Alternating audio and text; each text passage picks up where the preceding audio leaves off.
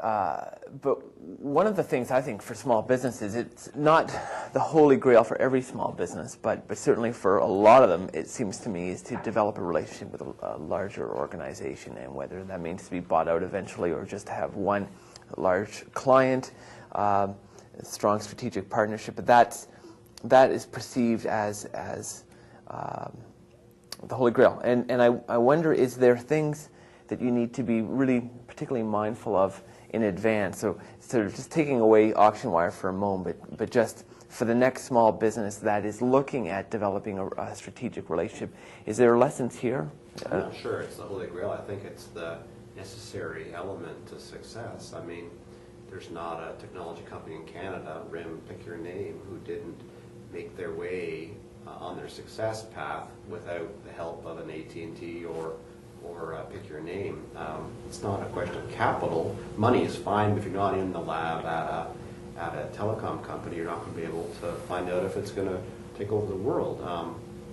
Most firms need to find their partner, whether that's a bank, whether that's a firm to help you do your testing and do your trials in the city. I mean, it doesn't matter. And in this case, just by virtue of what they're doing, eBay makes sense. On the branding part, maybe you can own the idea by, you've got Intel inside, you've got powered by Cisco, and then you could have, powered by Auctionwire. I mean, you can certainly, if you want to get your name out there, if every time a hospital or a charity runs an auction and they have to have your logo in the bottom corner, that's going to be, easily accomplished, you would think. And there's ways to get awareness up as part of your, normal course of business. But partners are the way to go. Without that, it's tough. I mean, I know just from the business, the story pitches that I receive constantly from small businesses, the first thing they'll say is, we have this as a relationship, and it's, and the first hurdle seems to be for them, it's like, okay, well, now we've got credibility because we've been recognized. It's true. Yeah. I'm sure it is, and that must help a lot. But there's obviously challenges. Maybe Mark, you're starting out here, and I know that you've approached some larger businesses. Can you talk a bit about what that sort of relationship means to you, and from a credibility point of view, and an operational point of view as well? Sure. I mean, no question, it's hugely important from everything from cash flows to external credibility. But here's what they don't teach you in business school, right? It's about value, and it's about personal relationship. Value in that you legitimately have to bring something to the table that the bigger partner can't. In this case, what I think the option would be is, eBay may not be, I don't know a lot about eBay, but they may or may not be known as the most benefactor type company out there. Auctionwire can bring them that angle, right, as long as they can protect that slice of the brand.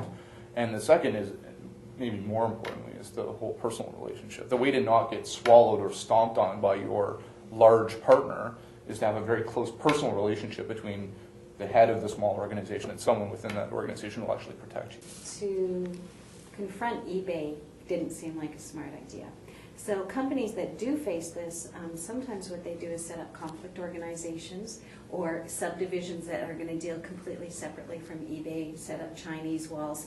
I don't know enough about how eBay would react.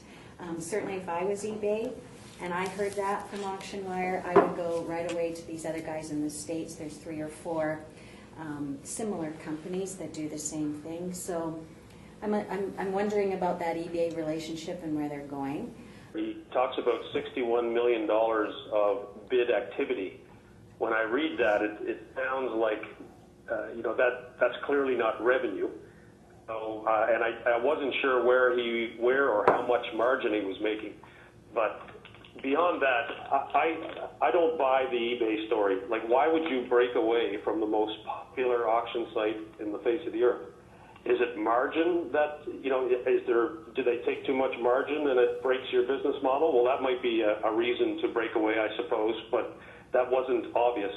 If it's PR and awareness, listen, PR and awareness are very important, but you should be able to have a successful partnership with eBay. If you broke away from eBay and tried to build this from scratch, I think I think he's kidding himself. You would need tens, if not hundreds of millions of dollars to try to recreate eBay. I think it's very common for small firms to feel that their relationship with a much larger firm is difficult, because typically you have a founder and a CEO with lots of energy, perhaps dealing with middle management in a large corporate entity, and so sometimes that can be difficult.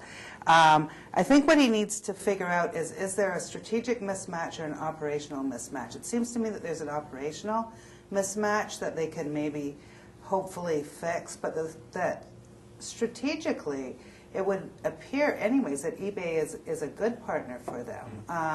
Lots of small firms go global with a much larger partner. eBay's everywhere, and eBay could be potentially the vehicle that takes them into the foreign markets they want to go.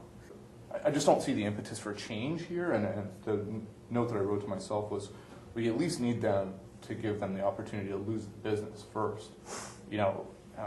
And maybe there's not enough details here, so I'm not sure whether he's having trouble getting a meeting with the executives that he needs to meet with, but certainly I think there's an opportunity to go and kind of clean the slate and say, well, here's where we want to be in the world, and we actually think this is a good match if you can help us, and certainly give them the opportunity to turn that down before you go outside. With respect to Giving Room, and maybe I'm just not on the right wavelength here, but I didn't really get it.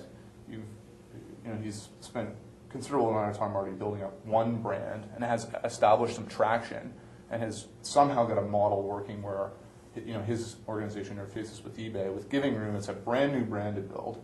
It's now outside of eBay. It's like almost starting from scratch and losing all that equity that's been built up. So I would want to understand that better, and maybe all of you have a better idea of what that's actually going to be. I don't really get why at this early stage he would consider going away from some of the things that are actually working.